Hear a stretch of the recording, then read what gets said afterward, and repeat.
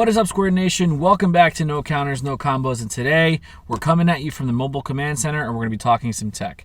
I haven't done a tech talk video in quite a little bit of time, but I've been testing a lot of set 12 recently, and I got to tell you, there's this one specific card that I've been finding like using in all of my builds as like a late game finisher, and I want to talk about SS4 Bardock fighting against fate. So as you can see, there's two different versions of this card. It's just an alternate art. It does the same exact thing. It's an overwhelm for 6, dual attack, 25k. Pretty basic. You overwhelm it for free as long as you have 6 in the drop. So whichever art you prefer, obviously go ahead and grab it. These might be a little harder to come by because they are tournament pack promos, but there's a good amount of listings on TCG Player. I was able to snag a few of the cards myself off of TCG Player, but the reason I like this card specifically with set 12.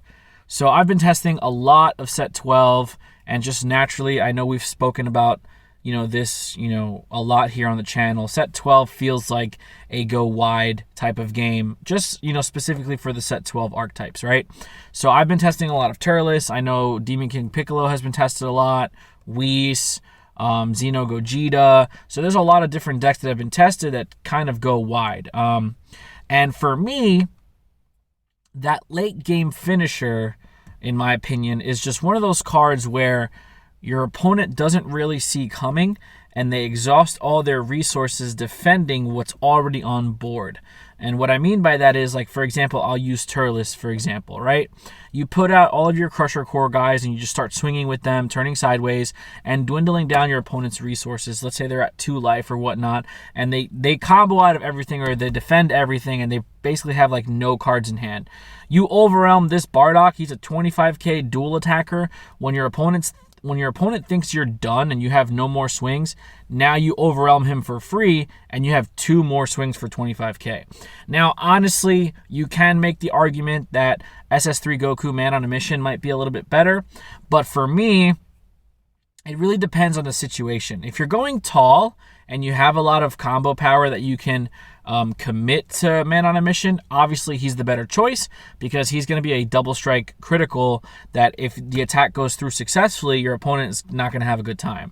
But if you don't have a lot of cards in hand to combo with, getting that 25k dual attack might be the difference between game for you.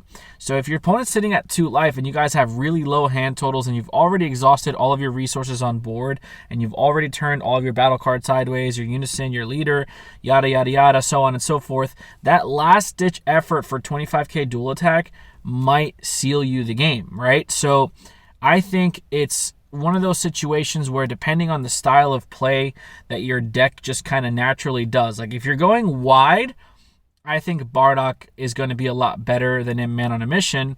But if you're trying to go tall and combo out, then Man on a Mission might be, better for that situation. So I kind of wanted to talk about this card a little bit because recently, especially I've been having a lot of conversations with Tristan about this card as we've been testing set 12. It just feels good having that extra last minute 25k dual attacker when your opponent really thinks you're done and you have no more offensive pressure. You just kind of play this guy, and if they have the negate, fine. If they have the 2 negates or if they combo out, fine, no problem. But again, it's just more resources that your opponent has to use to defend against this guy, and sometimes they don't have it. When it comes to that late game, they're fighting off all this pressure, and sometimes you just don't have, combo power to get out of a 25k swing. Also, that extra 5k does make a huge difference. Man on a Mission is 20k base, so obviously you have to want to combo up into him to almost try to guarantee him, hitting for double strike crit. But Bardock being 25, which is the sweet spot, your opponent does have to lose at least 2 cards when they combo out of it, especially, if they're using a super combo, it would be 2 cards, but if they're using just regular 5Ks, it'd be a lot more. But being able to go ahead and repeat that attack, when they're dwindling down their resources late game, is huge in my opinion. So I just kind of wanted to let you guys know about it. I mean, it's not, a secret or anything. It's a really good card, but I've been having a lot of success, just playing a 1-of in my deck and making it my last push, for game. It's free. It's a free 5K. If anything, if you need to combo it away early, it's not going to really clog in your hand. It's a free overwhelm. You don't have to tap any energy for it, so you can deplete all of your resources and bring him out as a last-ditch effort. Obviously, yes, there are better cards. Like if you're playing a one-of black card, Fu Shrouded in Mystery might be that guy, but remember, he's an overwhelm 10 for 6 energy, so you might not be able to get to 6 energy, and playing Bardock for free just for 2 25k attacks feels really nice. Man on a Mission is a good choice. Secret Identity is a good choice if you want board removal. There's just a lot of good utility with black, having aggressive cards, having defensive cards if you're playing black, and then having, board wipes and stuff like that. There's a lot of good utility, and, for tech choices, I think a lot of good tech choices lend themselves to the black color, especially when you're building your side deck. I mean, in a best of 3, I wouldn't be surprised if this guy was in a side deck, maybe as a 1-of or a 2-of, depending on the matchups. You want to make sure that you put yourself in a position to have options so that you don't really have a super negative matchup in a best of 3. Obviously, the formats are completely different when you're playing best of 3 or best of 1, but having that extra 15-card side deck does really help. In a best of 1, you want to try to build your best of 1 deck as best as you possibly can to have answers to as much in the meta as you possibly can, but that gets a little difficult. That's why you see sometimes people playing like weird numbers and ratios, when they're playing best of 1 decks with like 1-ofs and 3-ofs and stuff like that, because, you want to be able to have enough answers for what you're going up against. So, aside from that, I prefer the art here on the bottom where he's just kind of like looking like he's about to attack with like a rebellion spear or something like that. I know some other people prefer like the really aped out SS4 version, but I guess to each his own, right? I mean, these cards aren't too expensive. I think they're sitting at around like $3 or $4 on TCG Player. And you don't need to have a playset if you don't want to. I think I only own 2. Obviously, for collecting purposes, it's nice to have a playset. But if you want it for just playability, I think 2 is fine because you're only going to probably play 1 or 2 anyway. So if you guys are interested in picking it up, definitely check out TCG Player.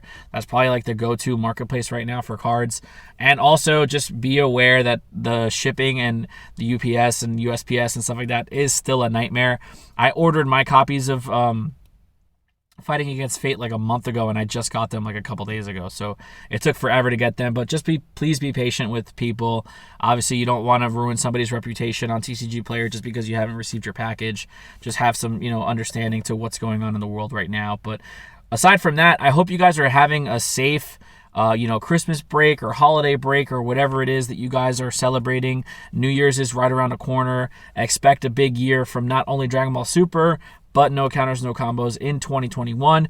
We will be resuming the podcast, the Four Corners podcast in 2021. I'm just kind of taking a little break for that right now, just kind of get my stuff ready for the next year. And we are working on something very big behind the scenes with a couple of other content creators to bring you guys, the community. Hopefully you enjoy, the thing that we're planning for you guys in 2021. So we're going to get on out of here. Don't forget to like, share, comment, subscribe. Hit the notification bell so you never miss a video when I upload so that you're up to date with everything No Counters, No Combos. We really do appreciate the support. And here's to an awesome 2021. We'll see you guys in the next video.